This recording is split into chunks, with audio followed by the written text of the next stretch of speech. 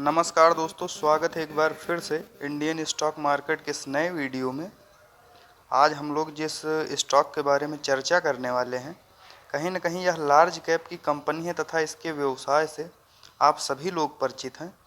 तो यदि बात की जाए फ्रेंड्स इस कंपनी के बारे में, तो काफ़ी लंबे समय से यह कंपनी जो है मार्केट में लिस्ट है और अपने निवेशकों को इसने लंबी अवधि में जो है मालामाल किया है। और फ्रेंड्स, सबसे पहले बात की जाए जो मार्केट में अपडेट निकल के आ रही है, तो एक विदेशी फर्म जो IMF है, उसने दोबारा से गणना की है और अपनी पूर्व में की गई गणना को जो है गलत बताते हुए यह दावा किया है कि भारत की इकॉनमी जो है 2029 के बजाय 2027 में ही 5 ट्रिलियन जो है क्रॉस कर जाएगी। तो यह एक मार्केट के लिए जो है पॉजिटिव न्यूज़ है, क्योंकि कहीं ना कहीं यदि 5 ट्रिलियन जो है भारत की इकॉनमी क्रॉस करती है, तो जो भी छोटी कंपनियां मार्केट में लिस्ट हैं, यह स्वाभाविक है कि वे बड़ी कंपनियों में, तथा जो भी बड़ी कंपनियां मार्केट में पहले से मौजूद हैं वह और बड़ी बनेंगी, इसमें कोई दो राय नहीं। तो सबसे पहले फ्रेंड्स बात की जाए इस पर्टिकुलर स्टॉक के बारे में, तो इस स्टॉक का नाम है HDFC बैंक लिमिटेड, जो कि काफ़ी लंबी अवधि से मार्केट में लिस्ट है तथा अपने निवेशकों को जो है मोटा मुनाफा बना के दिया है। तो वहीं फ्रेंड्स यदि इस पर्टिकुलर स्टॉक के बारे में करंट प्राइस की बात करें, तो आप लोग देख सकते हैं 1320 रुपये के आसपास जो है यह पर्टिकुलर स्टॉक जो है अपने सपोर्ट के कहीं न कहीं आसपास जो है ट्रेड कर रहा है। तथा बात की जाए यदि फ्रेंड्स लंबे अवधि की, तो आप लोग देख सकते हैं लंबी अवधि में इसने अपने निवेशकों को जो है मोटा मुनाफा बना के दिया है। तो इसमें कोई दो राय नहीं कि यदि इस गिरावट में एक्यूमुलेट किया जाए या इसमें खरीदारी की जाए, तो यहाँ से जब भारत की अर्थव्यवस्था 5 ट्रिलियन को क्रॉस करेगी, तो आप लोग इन स्टॉक्स में भी रैली देखने को मिलेगी, क्योंकि कहीं न कहीं बैंकिंग सेक्टर काफ़ी महत्वपूर्ण सेक्टर होता है। और जिस प्रकार से यह जो है बैंकिंग सेक्टर की एक नामी कंपनी होने के साथ साथ मार्केट की लीडर भी है तथा प्राइवेट सेक्टर की सबसे बड़ी बैंक है, तो इसमें भी हम लोगों को तेज़ी देखने को मिलेगी, इसमें कोई दो राय नहीं।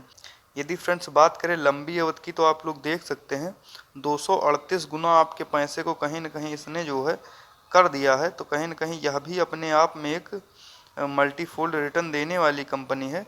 तो सभी बिंदुओं पे हम लोग फ्रेंड्स चर्चा करेंगे और यह देखने का प्रयास करेंगे किन लेवल्स पे आप लोगों को इस बैंक में खरीदारी करनी चाहिए। तो आइए फ्रेंड्स डालते हैं एक नज़र इसके चार्ट पे तथा टेक्निकल्स और फंडामेंटल्स को देखते हैं।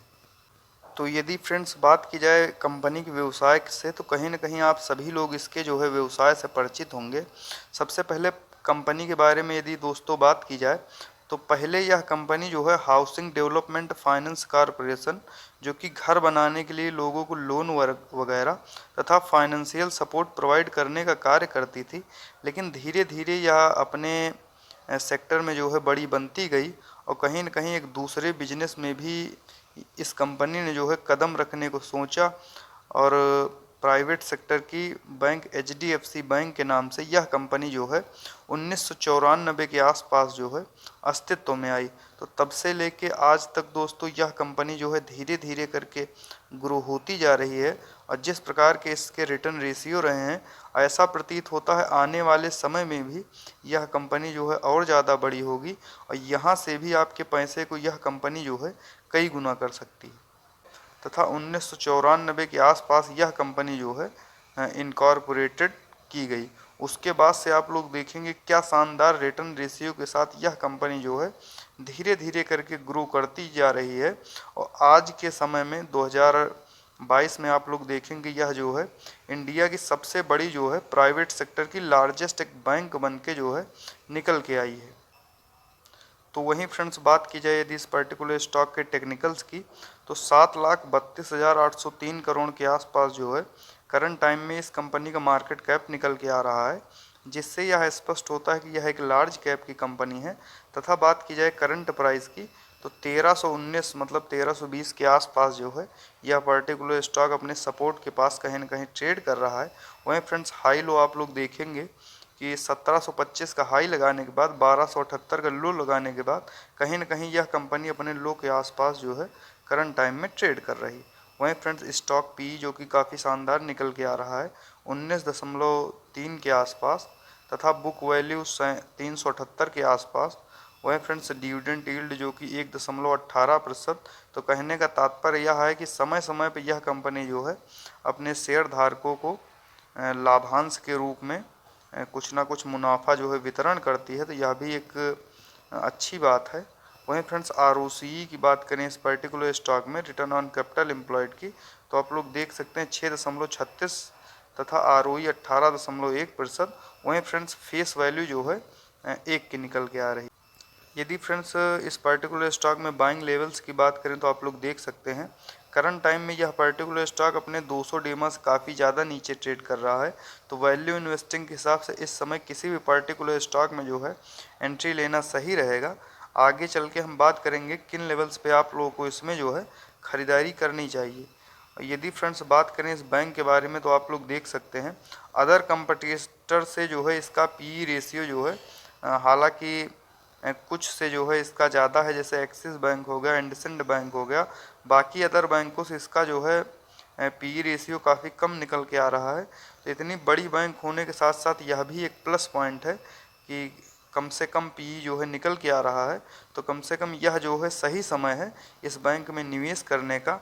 यदि लंबी अवधि की निवेश की आप लोग सोच रहे हैं इस समय, तो यह समय बिल्कुल सही समय है इस स्टॉक में एंट्री करने का। वहीं फ्रेंड्स बात की जाए यदि नेट प्रॉफिट की, क्वार्टरली आप लोग देख सकते हैं नेट प्रॉफिट धीरे धीरे करके इसका जो है इंक्रीज हुआ है। लेकिन मुख्य गिरावट की बात करें तो पिछले ये क्वार्टर के रिजल्ट से थोड़ा सा हम लोगों को इस क्वार्टर में प्रेशर देखने को मिला है। इसी की वजह से इस पार्टिकुलर पूरे स्टॉक में ही जो है प्रेशर देखने को मिला है, जिसकी वजह से यह पार्टिकुलर स्टॉक हम लोगों को थोड़ा बहुत गिरावट जो है इसमें देखने को मिली है।